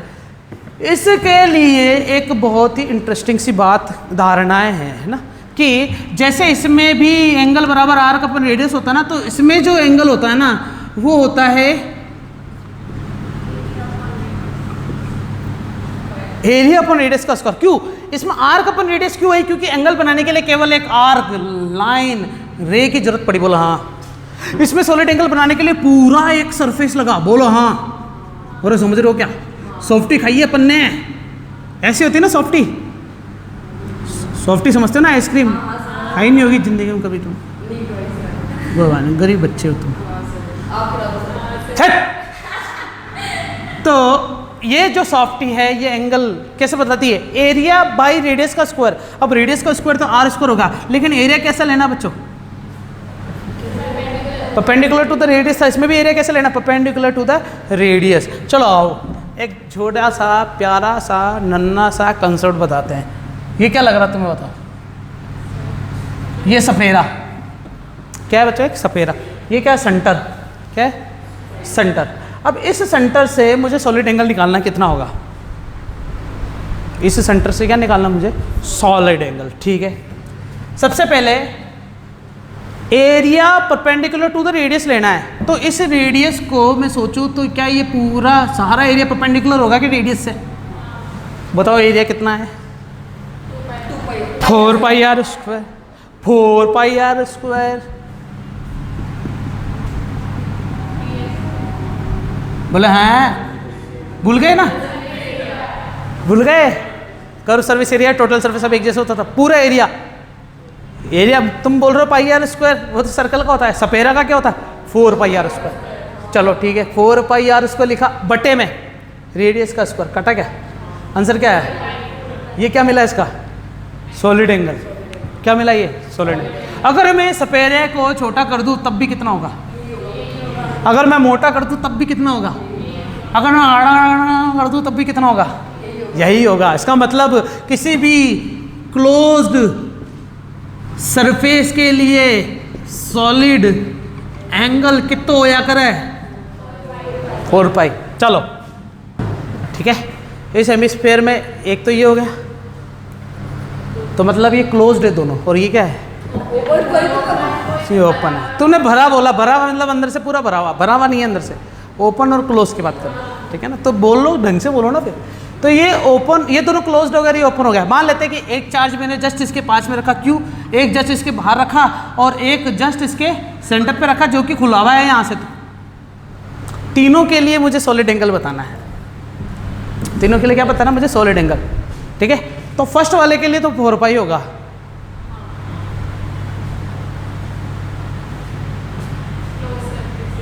हमेशा, लेकिन इसके लिए भी 4 पाई होना चाहिए। ये तो बाहर है, वाह बहुत अच्छी बात है, मतलब अंदर होता तो 4 पाई है और बाहर है तो क्या होगा, सॉलिड एंगल 0 होगा ही नहीं एंगल। चलो होगा सॉलिड एंगल, लेकिन फ्लक्स कितना निकलेगा, 0, क्योंकि जितना घुस रहा उतना ही बाहर निकल रहा है। इधर आओ, इसके लिए सॉलिड एंगल कितना होगा, इसके लिए सॉलिड एंगल 2 पाई हो जाएगा। कैसे, क्योंकि 2 pi R square by R square बोला है, क्योंकि नीचे तो कोई सरफेस ही नहीं है। हेमिस्फीयर के लिए टोटल सरफेस एरिया कितना यूज होगा, 2 पाई आर स्क्वायर। हेमिस्फीयर के लिए बॉटम हटा दूँ तो, बॉटम हटा दूँ तो हेमिस्फीयर के लिए 2 पाई आर स्क्वायर, बॉटम लगा दूँ तो 3 पाई आर स्क्वायर। लेकिन 3 पाई आर स्क्वायर के हिसाब से तो 3 पाई आना चाहिए था आंसर, लेकिन फिर भी मैं क्या लिख रहा हूँ, क्यों लिख रहा हूँ? क्लोज्ड है, वहाँ कंसेप्ट मत लगा देना दिमाग वार खराब वाला कि तुमने सोचा कि 3 पाई होता है सर, इसका तो 3 पाई आएगा। नहीं, यहाँ क्लोज सरफेस के हिसाब से चलेंगे। ये भी क्लोज्ड होता तो मैं इसको 4 पाई लिखता। चलो, मैंने ये 2 पाई वाला कंसेप्ट गलत बताया, पता है तुम्हें? आंसर तो सही है 2 पाई। इसको पता है कैसे बताओगे तुम? ऐसे, अगर ये पूरा होता तो क्या होता आंसर? ये तो आधा है, तो ये तो 2 पाई होगा। समझे क्या? वहाँ 2 pi R square by R square वाला कंसेप्ट नहीं लगाओगे। उतारो वीडियो पॉज करके।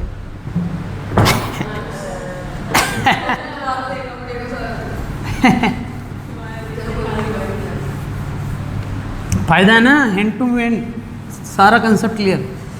बच्चों पता है 100% मान के चलो कि अगले साल जो बोर्ड का रिजल्ट आएगा ना, बहुत ही बकवास आने वाला है।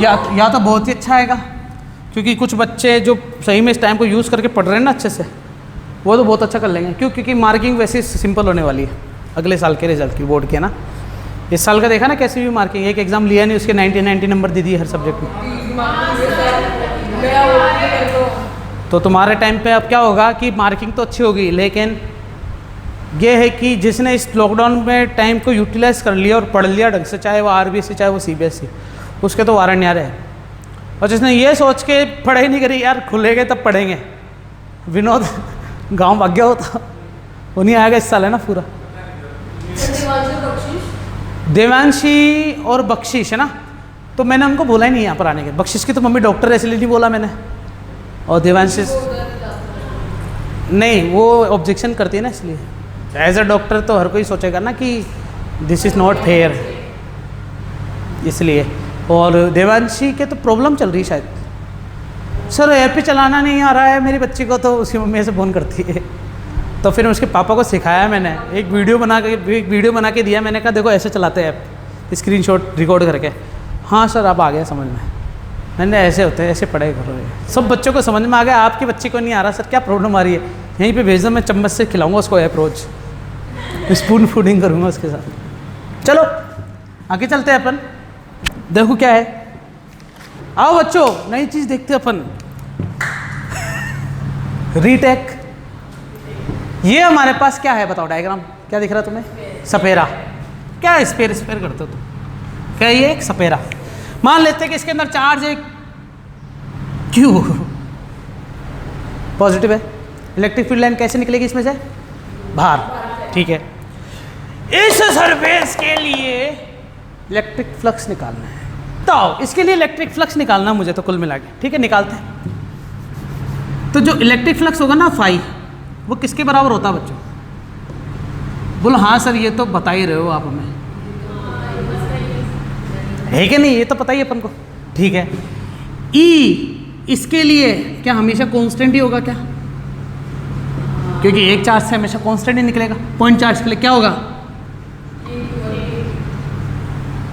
अब ये तो याद नहीं आया होगा सर, कैसे आया? पूछो जल्दी पूछो कि कैसे आया, बताओ।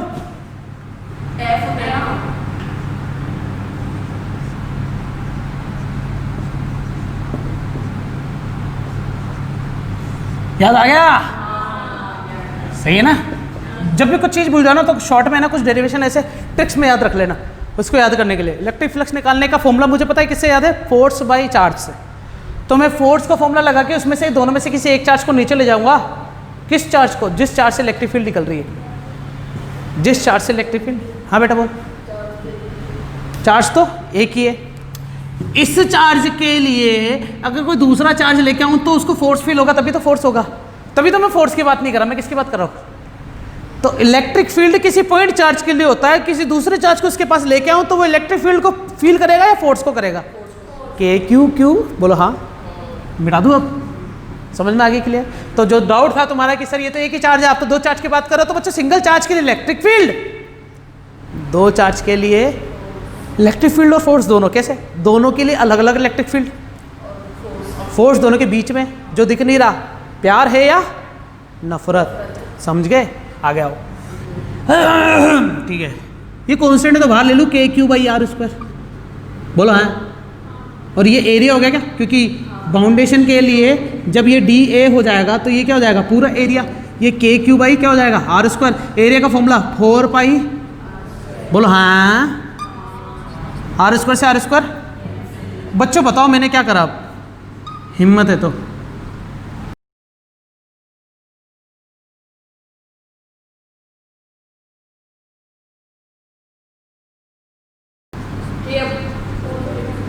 याद आ रहा क्या?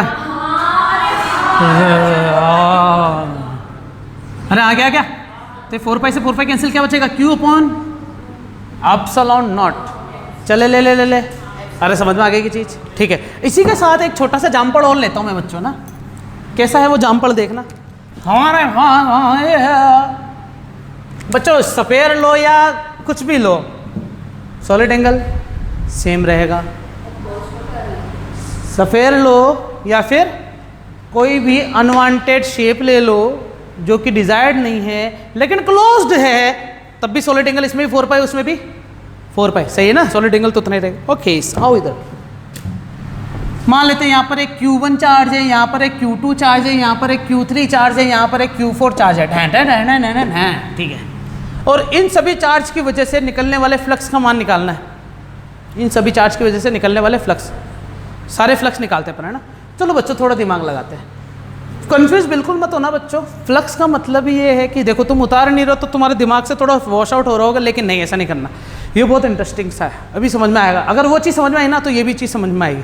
अच्छा, एक चीज़ और सर, अभी अपन जब फ्लक्स पढ़ रहे थे तो उसमें अपन ने E और A वाले डॉट प्रोडक्ट के क्वेश्चन करे थे, लेकिन सर अपन अभी इस पर आ गए, यहाँ पर Q पर आ गए अपन। तो ये पता है इससे मैं एक चीज़ लेके आने वाला हूँ, जैसे वो चीज़ आएगी ना फिर तुम बोलोगे अरे सर ये चीज़ ला रहे थे क्या अपन, इसलिए ये कंसेप्ट यूज़ हुआ। तो तुम्हें खुद ही पता चलेगा कि अपन अलग रास्ता क्यों लेके आए, अब उस रास्ते पे क्यों नहीं चले जिस रास्ते पे पहले से चल रहे थे, फ्लक्स का जो डॉट प्रोडक्ट कर रहे थे। यहाँ पर उस रास्ते पे नहीं जाके दूसरा रास्ता बदला ना, क्यों बदला? इससे कुछ मिलेगा शायद अपन को, देखते क्या मिलेगा। अब मुझे पता है कि इस सरफेस के लिए, क्लोज्ड सरफेस के लिए मुझे क्या निकालना है? क्या लिखा है मैंने? इस बंद क्षेत्रफल के लिए मुझे फाई नेट निकालना, मतलब फ्लक्स निकालना। कैसा? नेट मतलब तुल्य, सही है? आगे देखते हैं। ये जो नेट फ्लक्स होगा वो किसके बराबर होगा? मतलब है सभी की वजह से जो फ्लक्स होगा, Q1 की वजह से कितना आएगा बच्चों? E1, समझ रहे हो, इंटू A1। ए तो सबके लिए सेम ही है, ये तो सबके लिए क्या है? इसकी वजह से इलेक्ट्रिक फील्ड कितना निकल रहा है रे? E1।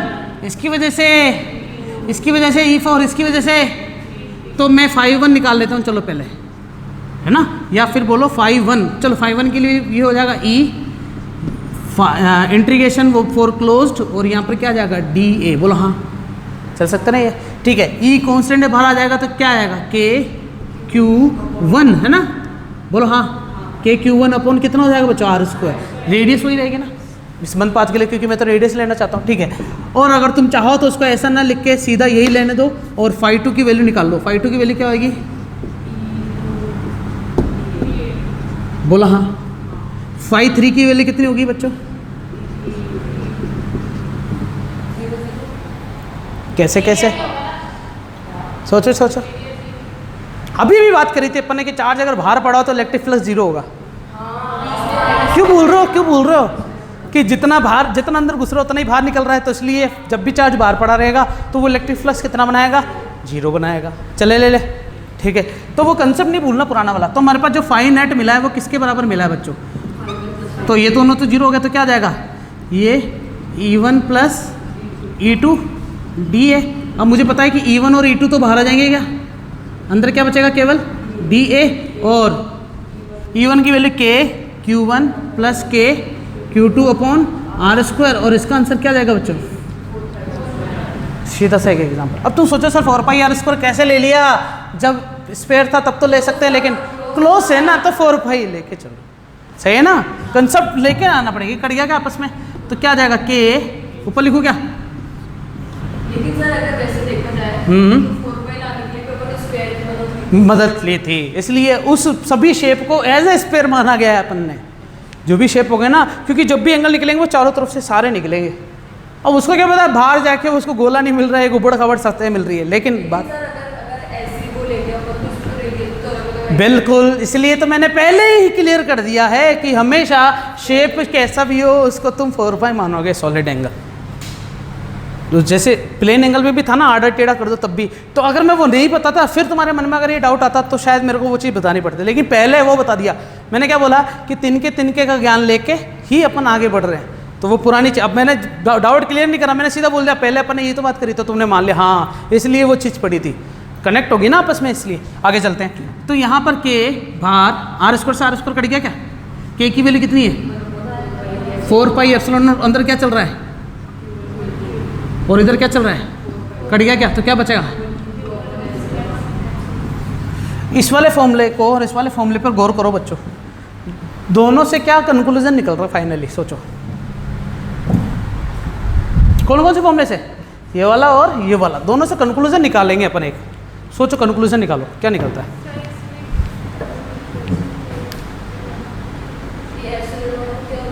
एप्सिलॉन नॉट तो वो ये परमेबिलिटी होती है किसी भी वैक्यूम के लिए, है ना, ठीक है ना।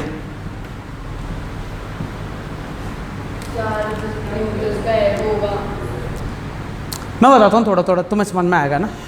किसी भी क्लोज्ड सरफेस के लिए, किसी भी क्लोज्ड सरफेस के लिए जो फाइन नेट होता है ना, नेट फ्लक्स की जो वैल्यू होती है वो किसके बराबर होती है? अब लगाओ दिमाग, उसमें या सारे? उसमें या सारे? उसमें। तो उसमें चार्ज इसमें कितना था? Q, बोलो हाँ। इसमें कितना था? इसका मतलब किसी भी क्लोज्ड सिस्टम के लिए, किसी भी क्लोज्ड सरफेस के लिए नेट इलेक्ट्रिक फ्लक्स का मान जो होता है या वैल्यू जो होती है वो किसके बराबर होती है? उसके अंदर उपस्थित होने वाले चार्ज अपॉन एप्सिलॉन नॉट के बराबर होती है। ठीक है, एक चीज और, क्या वो फाइन नेट जो है वो इसका और इसका चारों का है क्या? हाँ, चार है तो चारों का ही, लेकिन इफेक्ट अंदर वाले करेंगे। समझ में आ गई क्या बात? अब सुनना,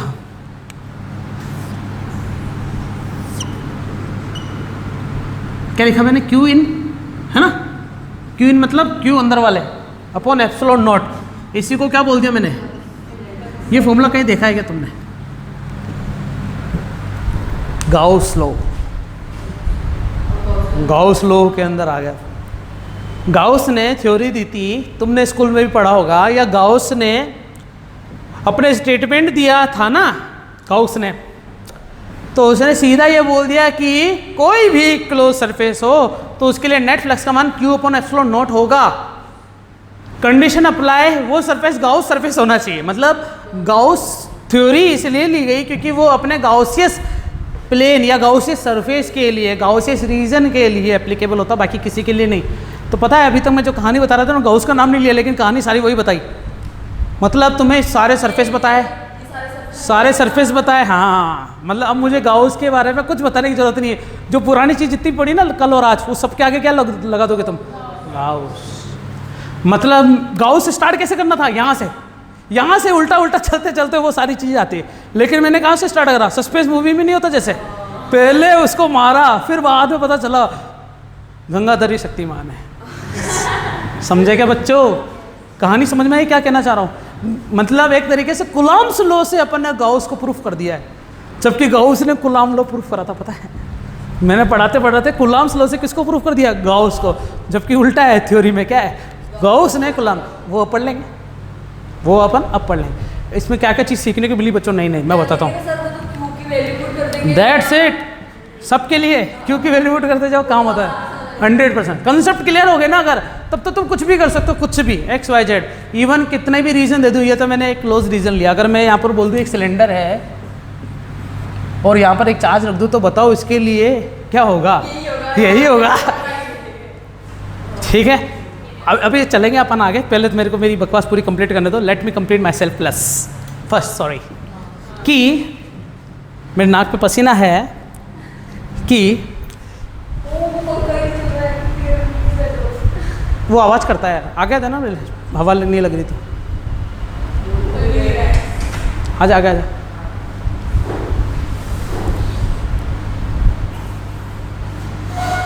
अच्छा बच्चा, कोई प्रॉब्लम तो नहीं आ रही ना? ऐसे तो नहीं लग रहा है कि उतार नहीं रहे, लेकिन समझ में आ रहा है। घर जाके कर लेना यार, कोई प्रॉब्लम नहीं है। समझ में तो सारा आया ना जो भी अपने आज पढ़ा?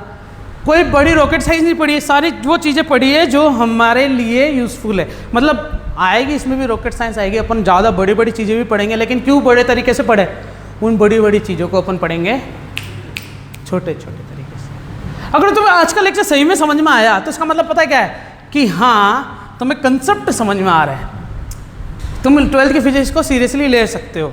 मतलब जो डर था ना तुम्हारे अंदर इतने टाइम से पढ़े नहीं, ये नहीं वो नहीं हुआ, तो वो जो 10 लेक्चर जो मैंने डाल रखे ना उनमें भी इंटरेस्ट आएगा पढ़ने में।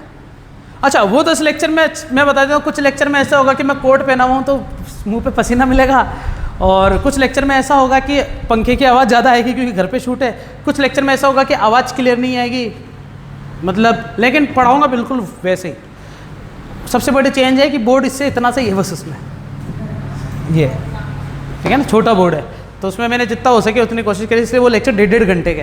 और इसमें ज़्यादा लंबे क्यों नहीं जाते, क्योंकि वहाँ से स्टार्ट करता हूँ पूरा लिखता हूँ फिर मिटाता हूँ, तो इसलिए मिटाने में और लिखने में टाइम ज़्यादा नहीं जाता उसमें, ये है बड़े होने का कारण। दूसरा एडिटिंग मेरे को आएगी तो मैं जब भी मिटाता हूँ ना तो स्पीड में कर देता हूँ लेक्चर ऐसे आती है ना, बस हवाओं में चलता हूँ मैं, वही चीज़ है। तो हम आ चुके हैं गाउस के अंदर, अभी भी मैं गाउस की बात करूँगा ही नहीं, मैंने सिर्फ बोला है गाउस है बस, अब इसकी बात नहीं करी। अब वीडियो पोस्ट करके उसको उतारो बच्चों पहले सारा, फिर उतार लिया, ठीक है। तो मैं वापस 3 डायग्राम बना रहा हूँ। वाह सर, क्या है बच्चे बताओ ये,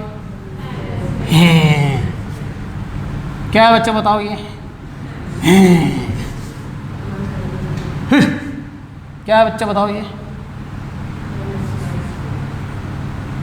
ये ओपन, ये दोनों क्लोज्ड और लास्ट वाला ओपन है। इसमें भी क्यू चार्ज यहाँ रख दिया बिल्कुल, एक को यहाँ रख दिया और एक बिल्कुल इसके सेंटर में रख दिया। इसके लिए बताना अपन फ्लक्स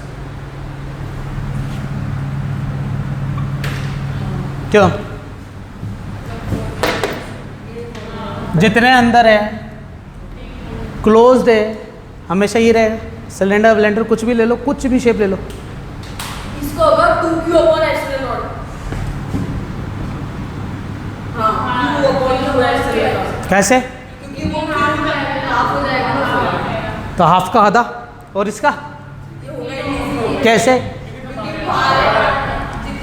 वापस चलूँ। मैं ऐसे बोल रहा हूँ बच्चों, जिनको सुनाई नहीं दे रहा कि पीछे वाले बच्चे क्या बोल रहे हैं, मैं बता देता हूँ कि ये जो है ये क्लोज्ड है, तो क्लोज का मतलब क्यू ओपन एप्सिलॉन नोट, और ये ओपन है तो इसका मतलब ये कभी तो क्लोज्ड हुआ होगा। क्या बोल रहे हो सर, चिल्ला रहे हो पागल हो जैसे, कभी तो क्लोज्ड हुआ होगा, मतलब सपेरा जैसा हुआ होगा, इसका मतलब क्यू ओपन एप्सिलॉन नोट हुआ होगा। लेकिन मैंने सपेरे को क्या कर दिया है बच्चों, काट दिया, तो ये भी क्या हो जाएगा, बोले हैं ठीक। और इसके लिए तो 0 हो गई ना, क्योंकि ये क्या है, बाहर है। बात खत्म हो गई। गाउस ने क्या बोला, अंदर होना चाहिए, अपन को क्या मांगता है, अंदर मांगता है। गाउस ने फ्लक्स के बारे में दिया था ना। हाँ, गाउस के इस थ्योरम, इस फॉर्मूले से पता है क्या है, इलेक्ट्रोस्टैटिक का आधा पोर्शन कवर है।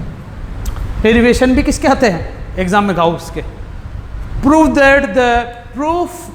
The net electric flux passing from the cylinder by the mean of Gauss is this. Formula लिख दे नीचे, बोलो प्रूफ करो इसको, डेरिवेशन करो पूरा। तो वो डेरिवेशन अपन चलेंगे आराम से, लेकिन अभी यहाँ पर आ जाते हैं। ओके, मिटा दूँ सारा ये, ठीक है।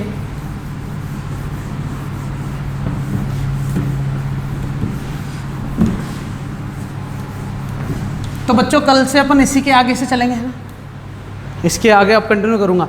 पुराना कुछ भी नहीं बताऊँगा। हाँ याद रखना, वो 10 लेक्चर तुम पढ़ो नहीं पढ़ो, क्योंकि उसका कुछ भी पोर्शन यूज़ नहीं होगा सिर्फ इलेक्ट्रिक फील्ड के अलावा, जो कि मैंने बता दिया। KQ/R स्क्वायर होता है एक, तो इलेक्ट्रिक फील्ड लाइन के बारे में बता दिया। ये चीज़ है कि तुम्हें ना, हाँ जो प्रॉपर्टीज़ है ना उसकी, इलेक्ट्रिक फील्ड लाइन्स की, टोटल तुम्हारे सिलेबस में बुक में 4 ही है, 4 या 5। मैंने 9 प्रॉपर्टीज़ बताई है ना, 9 की 9 प्रॉपर्टीज़ अच्छे से याद होनी चाहिए। तो वो लास्ट का लेक्चर प्रॉपर्टीज़ के ऊपर ही है, वो 28 मिनट का ही है, वो तो देख ही लेना, और कल वाला लेक्चर पूरा देखना जरूरी है, ठीक है, तभी आगे कंटिन्यू चल पाओगे। क्योंकि आज के लेक्चर में पुरानी बात कुछ भी यूज़ हुई होगी ना, तो मैंने ज़रूर बताया वो, ताकि रिलेट कर सके। ऐसा नहीं कि उड़ते हुए ऊपर से चला गया कि नहीं है पुराना अपन को आता नहीं इसलिए समझ में नहीं आया, नहीं, सब समझ में आया होगा। एरिया वेक्टर का थोड़ा सा कुछ बताया, घर जाके पूरा पढ़ लेना, एरिया वेक्टर काम आएगा, ठीक है। कुछ न्यूमेरिकल्स और देखें, मैं लेके आया हूँ तुम्हारे लिए न्यूमेरिकल्स, ठीक है। हाँ इसमें मैंने एक लाइन लिखी है मेरे हिसाब से नोट में, ऐसा लिखा मैंने, if a charge placed in a close surface the flux electric flux will be Q upon epsilon not, है ना, ऐसा लिखा है मैंने। तो इसका मतलब क्या है कि किसी भी क्लोज सरफेस में अगर चार्ज रख दिया जाए तो इलेक्ट्रिक फ्लक्स हमेशा क्या रहेगा, क्यू अपॉन एप्सिलॉन नॉट। फिर इसमें नीचे एक लाइन लिखी मैंने कि क्लोज सरफेस किसी भी आकार का हो सकता है, जरूरी नहीं वो सपेरा हो, वो सिलेंडर भी हो सकता है, वो भाटा भी हो सकता है, वो कुछ भी हो सकता है, क्लोज सरफेस है ना, कुछ भी हो सकता है, ठीक है। तो अपन आगे चलते हैं। मान लेते हैं कि हमारे पास एक न्यूमेरिकल ऐसा ट्र और मैंने चार्ज बीच में रखा था, तो इलेक्ट्रिक फ्लक्स कितना निकला था, नेट बताओ बच्चों, बोलो। ये निकला था ना, या ये लिखूं, चलेगा। और अगर मैंने ये क्यू यहां रख दिया तो नेट फ्लक्स कितना होगा बताओ, कैसे? नेट फ्लक्स जीरो हुआ या इलेक्ट्रिक फील्ड जीरो हुई बताओ? और इलेक्ट्रिक फील्ड का क्या हुआ बताओ? इलेक्ट्रिक फील्ड क्या ये है क्या? इलेक्ट्रिक फील्ड क्या ये जीरो हुई क्या? इलेक्ट्रिक फील्ड दिख रही है, इसका मतलब जीरो तो नहीं हुई है। क्या नेट जीरो हो गया क्या? क्या क्यू जो बाहर पड़ा है वो जीरो है क्या? वो जीरो थोड़ी, तभी तो इलेक्ट्रिक फील्ड निकल रही है, समझ रहे हो क्या? तो इन सभी कहानियों से रिलेट में एक चीज बताना चाहता हूं बच्चों, अगर ये समझ में नहीं आया ना अभी जो मैंने बोर्ड पे मिटा के लिख के मिटाया था, अब जरूर समझ में आएगा। क्या हमारे पास फॉर्मूला है फाई नेट जो है closed E dot D A बराबर बोल हाँ, कौन से फॉर्मूला यूज़ कर लिए? वो पहला वाला जो फॉर्मूला है ना वो किसका है? बेसिक फॉर्मूला है कुलाम्स के हिसाब से। ये वाला फॉर्मूला किसका है? क्या अपन इस फॉर्मूले से ये लेके आए थे क्या? सोचो, तो कुलाम से अपन ने प्रूफ कर दिया ना गॉस को एक तरीके से। तो चलो आगे चलते हैं। अब इसमें मैं एक चीज़ बताता हूँ, अगर हमारे पास फाई नेट जीरो हो जाए तो इन दोनों पे क्या फ़र्क पड़ेगा? किस किस पर? ई पर और क्यू इनसाइड पर। अगर ई जीरो कर दूं मैं तो दो वेरिएबल कौन कौन से बचे? फाई नेट और अगर क्यू इनसाइड को जीरो कर दूं तो बताओ फाई नेट और ई पर क्या फ़र्क पड़ेगा, है ना? थोड़ा टाइम लो, वीडियो पोस्ट करके बाकी सब बच्चे बताओ कि इन दोनों में कौन जीरो होगा कौन जीरो नहीं होगा, ये बताना है ना। मतलब अगर मैं ऐसा बोल दूं ये जीरो है तो ये भी जीरो होगा, ये भी जीरो होगा, ये भी जीरो होगा, ये भी जीरो होगा, ये भी जीरो होगा, ये भी जीरो होगा, तो अपना ट्रू फॉल्स लेना है ना। इफ मतलब ये दे रखा है तो क्या ये भी होंगे क्या?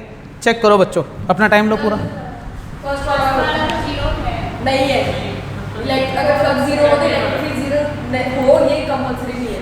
फ्लक्स जीरो तो इलेक्ट्रिक फील्ड जीरो हो ये कंपल्सरी नहीं है। एग्जाम्पल जैसे ये क्यू पड़ा था, ये फेस था, ये इलेक्ट्रिक फील्ड है ना इसकी, क्या ये जीरो हुई क्या?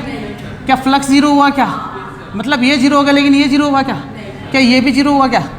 ये तो बात ही नहीं करनी, इनसाइड की बात करनी है। क्या इनसाइड जीरो होगा क्या? मतलब ये भी तो देखना है। ये तो चलो ठीक है, ये क्या हो गया?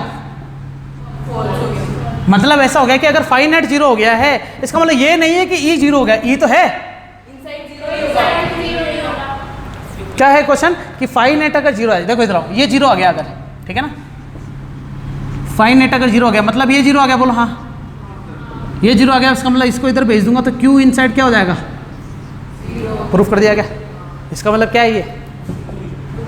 बोलो हैं, समझे क्या रे? लगता नहीं तुम्हें समझ में आया। इधर आओ, इलेक्ट्रिक फील्ड जीरो कर दूं मैं अगर, पक्का? बिल्कुल ऑब्वियस बात है, फॉर्मूले में ही आ रहा है ना, जीरो कर दो तो ये भी जीरो, ये भी जीरो, सही है ना? इलेक्ट्रिक फील्ड ही नहीं है तो ना तो क्यू होगा ना तो फाई होगा, और ये भी ट्रू ही है। ठीक है। अब इधर आओ, इधर आओ, क्यू इनसाइड अगर इसको जीरो कर दूं है ना, इसको जीरो कर दूं तो फ्लक्स तो वैसे नहीं होगा, तो इसका मतलब ये ट्रू है। और इलेक्ट्रिक फील्ड भी सुन लो, अंदर कोई चार्ज है क्या? जीरो है क्या? लेकिन फिर भी इलेक्ट्रिक फील्ड है क्या? लेकिन ये तो वाला बाहर चार्ज है। मैं तो किसकी बात कर रहा हूँ? क्यू इनसाइड की। बाहर वाले चार्ज की तो बात वैसे ही नहीं करनी है। मतलब क्या अंदर इलेक्ट्रिक चार्ज नहीं मौजूद है तो इलेक्ट्रिक फील्ड भी जीरो होगी क्या? तो अपना आंसर है नहीं, वो कहीं से भी आ सकती है इलेक्ट्रिक फील्ड तो, और प्रूफ है ना हमारे सामने, तो है कि नहीं है? तो इलेक्ट्रिक फील्ड हर केस में ये हो गया फॉल्स का केस। ये उतार लेना बच्चों, वीडियो पोस्ट करके। मस्त इंटरेस्टिंग चीज़ थी ना, ये कंसेप्ट था बहुत अच्छा। अगर ये चार ही चीज़ें तुमने खुद से ही डेवलप कर ली, कुछ कुछ मैंने बताई होगी, अगर खुद से ही डेवलप कर ली, इसका मतलब ये है कि अभी तक की सारी चीज़ समझ में आई अपन को 100%। क्योंकि ये किताब में नहीं मिलेगा, ये अपन ने बनाया कि अगर ऐसा हो जाए तो कैसे होगा, ऐसा हो जाए तो कैसा होगा, केस अपन ने बनाया ये चीज़। चलेगा बच्चों, आगे चल सकते हैं। ओके, न्यूमेरिकल आएगा अब बच्चों। अच्छा न्यूमेरिकल है, बहुत इंटरेस्टिंग से। 2 न्यूमेरिकल है, फिर क्लास खत्म होगी अपनी, है ना। मैंने ना जितने भी न्यूमेरिकल सेलेक्ट करे ना आज के, वो सारे नीट के करे। जितने भी सेलेक्ट करे ना सारे नीट के। अच्छा, नीट के ना जो हमारे पास नोट्स है ना, ये बुक है, उसमें ये है कि नीट के क्वेश्चन को सोल्व नहीं करा हुआ है। नीट में इस प्रकार का क्वेश्चन आया था, इससे रिलेटेड 10 क्वेश्चन और बना दिए, वैल्यू चेंज करके या कंसेप्ट चेंज करके या कुछ भी चेंज करके। तो वही 10 क्वेश्चन मैं तुम्हारे सामने रखता हूँ। वो वाला क्वेश्चन तो आ चुका, वो तो तुम पढ़ भी लोगे पुराने साल के। जब जैसे अपन सिलेबस पूरा कवर करके जो पुराने साल के क्वेश्चन सोल्व करने जाएंगे ना, तो वो क्वेश्चन उसके अंदर आ जाएंगे, क्योंकि उसके सॉल्यूशन भी हो गए। लेकिन हमें कौन से ट्राई करने क्वेश्चन, उससे रिलेटेड वाले, उससे रिलेटेड वाले। अब क्वेश्चन लिखूं, क्वेश्चन कैसा है? क्यूब है, स्क्वायर है, स्क्वायर है जिसकी साइड क्या है, ये है। और इससे जस्ट मैंने a/2 साइड ऊपर क्या रख दिया, एक Q चार्ज रख दिया, a/2 ऊपर, जस्ट सेंटर से a/2 ऊपर। और इससे निकलने वाले फ्लक्स निकालना है मुझे। तो ऐसे क्वेश्चन करने के लिए नहीं आएगा, तुम्हारे दिमाग में भी नहीं आएगा। मैंने भी जब फर्स्ट टाइम अटेंड करा था मेरे भी नहीं आया था, लेकिन एक कंसेप्ट है ना, सबका अपना अपना टाइम आता है। अपना टाइम आया, तुम्हारा भी आ गया टाइम। बहुत अच्छी चीज़ है। तुम खुद सोचोगे अरे सर यार ये तो बहुत छुपी हुई रुस्तम निकली, ये तो निकला। अच्छा क्वेश्चन है ना, निकला है ये। तो क्या करना, सुनना। निकला, हाँ, क्वेश्चन तो निकला ही होता है। मेल ही है क्वेश्चन तो।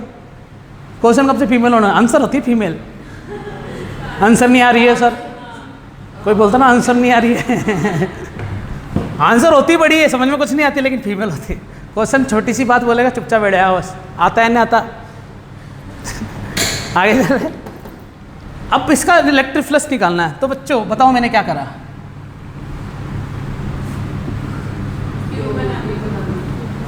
क्या ये अब ये चार्ज इसके सेंटर पे हो चुका है क्या? क्या इस पूरे के लिए Q/ε0 होगा क्या? क्या मुझे केवल एक फेस के लिए निकालना है क्या?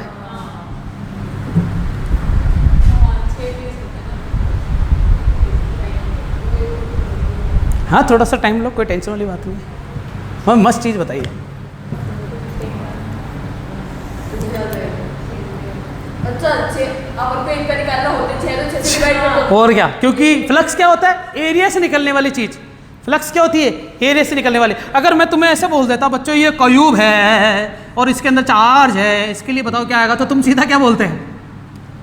सीधा बोलते हैं इतना सिंपल क्वेश्चन थोड़ी दूंगा मैं, तो ये दे दिया। और तुम्हें तो पता भी नहीं था कि ये क्यूब है क्या, लेकिन ये फेस किसी न किसी से तो निकला होगा। किससे निकला होगा?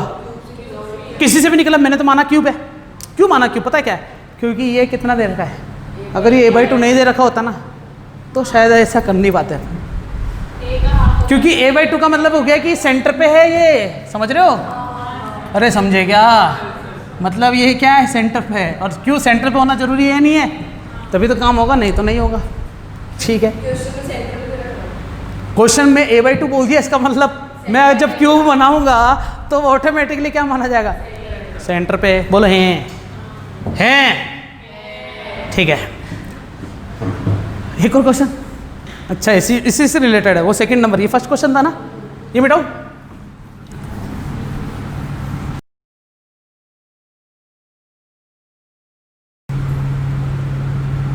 यहां पर है चार्ज और इस फेस पर फ्लक्स बताओ।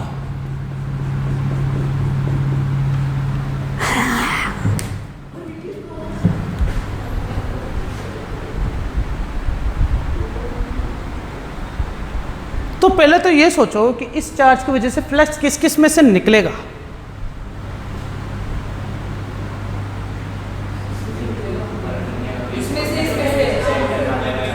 किस में से?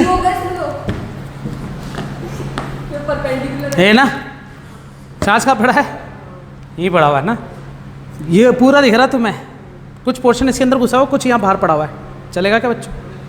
ठीक है, यहाँ से निकालना फ्लक्स कितना निकला है इस वाले फेस से, तो नहीं आएगा बच्चों, कोई नहीं, तुम्हारा जो भी तुम बताओगे ना वो गलत ही बताओगे, मैं बताता हूँ क्या है, करना क्या है इसमें, है ना? पता क्या करेंगे अपन,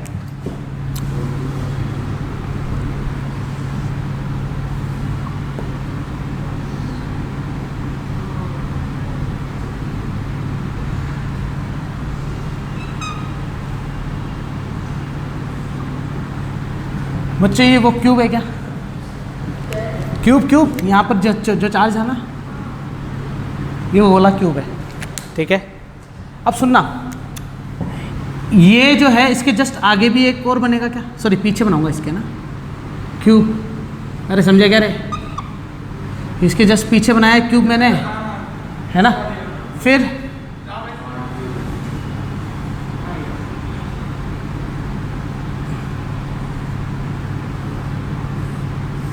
बोलो हाँ, दो इसके आगे, सही है।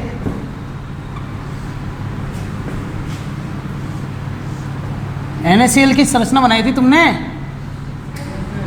NaCl याद नहीं आ रहा?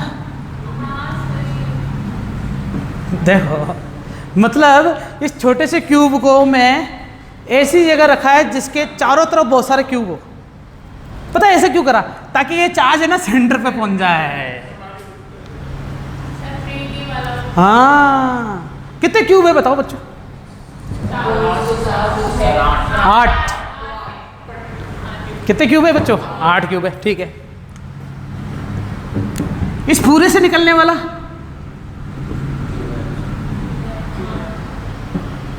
Q अपॉन एप्सिलॉन नॉट, ठीक है।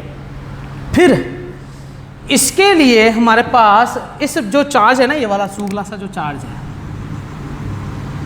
इस चार्ज के लिए बताओ बच्चों कि ये कितने कोनों से एसोसिएट है, किस किस क्यूब से जुड़ा हुआ है ये बताओ।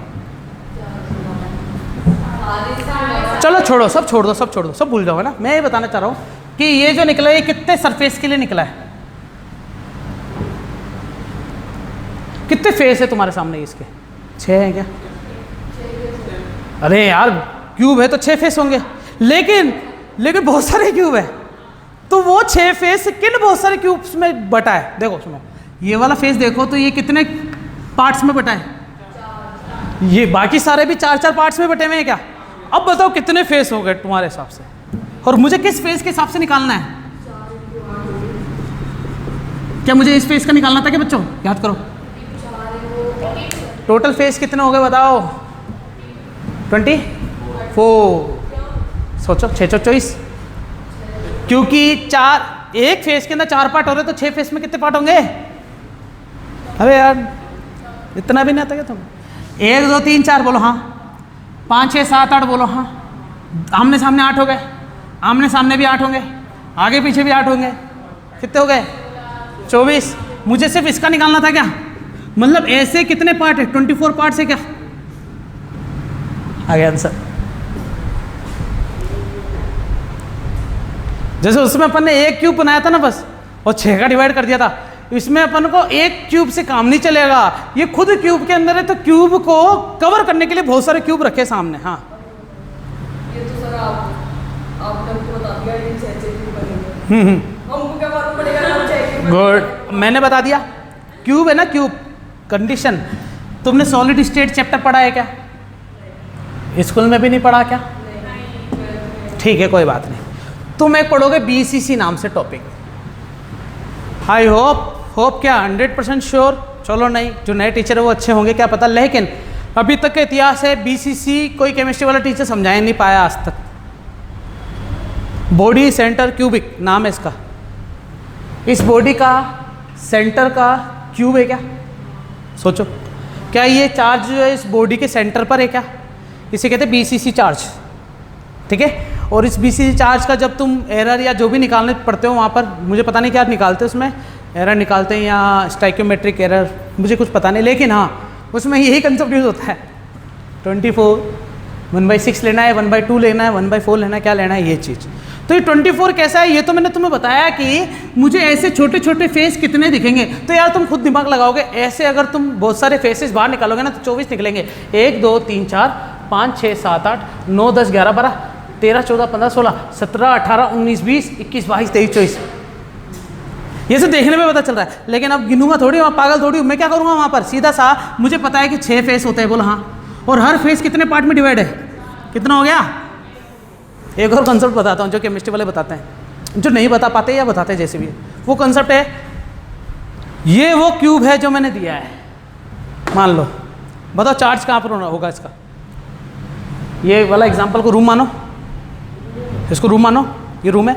और चार्ज कहाँ पर होगा, देखो इस डायग्राम को, किस तरफ होगा, बोलो हाँ। ठीक है, क्या ये वही चार्ज है क्या। अब बच्चों ये जो चार्ज है ना, वास्तव में पता क्या है, ये वो चार्ज है ना। मतलब अपन कौन से रूम में बैठे हैं, इस बिल्डिंग के इस वाले रूम में बैठे हैं, आगे वाले में, समझ रहे हो क्या रे। अरे हाँ कि ना, ठीक है ना। तो ये रूम खाली कर दूँ मैं, अपने लिए हो गया ना ऑक्यूपाई ये। अरे समझे क्या बच्चों, ये अपना रूम हो गया ना। ठीक है, इस रूम के लिए सोचो, ये जो चार्ज है बाकी कितने जनों से एसोसिएट है, सोचो कितने रूम से एसोसिएट है। क्योंकि ये चार्ज केवल इस रूम के अंदर थोड़ी आ रहा है, ये समझ रहे हो ना। चार्ज ऊपर वाले तो पूरा ही घुसा हुआ होगा किसी ना किसी में, क्या इधर वाला भी किसी ना किसी में घुसा हुआ होगा क्या। इसका मतलब कितने हो गए, इसके अलावा 7, मतलब इसको गिन के कितने हो गए। पहले तो 8 का भाग दिया। अब ये चार्ज बताओ किस किस फेस से टच हो रखा है। एक सोचो, ये वाला चार्ज है ना, 1 2 और ऊपर वाला, बोलो हाँ। ये जो चार्ज है, एक ये वाली दीवार के, एक ये वाली दीवार के और एक ऊपर वाली दीवार के, मतलब इन सभी से इसकी इलेक्ट्रिक फील्ड पैरेलल ही निकलेगी हमेशा। और सोचो, इससे जो भी इलेक्ट्रिक फील्ड निकलेगी वो या तो इससे निकलेगी बाहर, बोलो हाँ, या तो इस वाले फेस से निकलेगी बाहर, बोलो हाँ, या फिर सामने वाले से निकलेगी। मतलब ये वाला, पीछे वाला और ऊपर वाला, इससे तो टच हो रखा ना चार्ज, तो उससे निकलेगी नहीं इलेक्ट्रिक फ्लक्स। निकलेगी किसमें से, जो सामने खड़ा है। सामने कौन कौन खड़ा है इसके, ये वाली दीवार, ये वाला और एक वो। कितने, केवल 3 थोड़ी है, 3 नहीं है, 3 ही है। कितना हो गया, ये केमिस्ट्री में बताया है ऐसे कंसेप्ट। तो तुम दोनों से याद रखोगे, मतलब तुम्हें जो समझ में आए। हालांकि ये चीज़ तुम्हें अगर अभी समझ में नहीं आए ना, तो तुम केमिस्ट्री में पढ़ोगे, वो वहाँ बिल्कुल समझ में नहीं आएगी, तो तुम वापस सर एक बार वापस बताओ ना ये वाला कंसेप्ट, अगर अभी नहीं समझा। हाँ, फर्स्ट चैप्टर में है फिजिकल केमिस्ट्री है, कोई हार्ड नहीं है। अरे मस्त है, स्कोरिंग है, पूरे में से पूरे नंबर आ सकते हैं इसमें, लेकिन न्यूमेरिकल्स इसके अंदर कंसेप्ट इसमें लगता है सारा। बस सारा क्या लगता है कंसेप्ट इसमें, molecular range, molecular force, inter molecular force, ऐसी सारी बातें पढ़ोगे तुम, और उनको कैसे तोड़ते हैं, ब्रेकिंग कैसे होती है, ये सारी चीज़ें पढ़ोगे सॉलिड स्टेट के अंदर। फिर लिक्विड स्टेट, ऐसे गैसियस स्टेट, ये सब चीज़ें चलती रहेगी। क्या मेरी कहानी समझ में आई क्या। ये आज का मैंने लेक्चर ख़त्म करा मेरी तरफ से, ठीक है। ये सारी कहानी थी, बाकी बातें कल करेंगे। तो आज के लिए इतना काफ़ी है, पूरा पढ़ लेना बच्चों, ठीक है। Tata bye bye.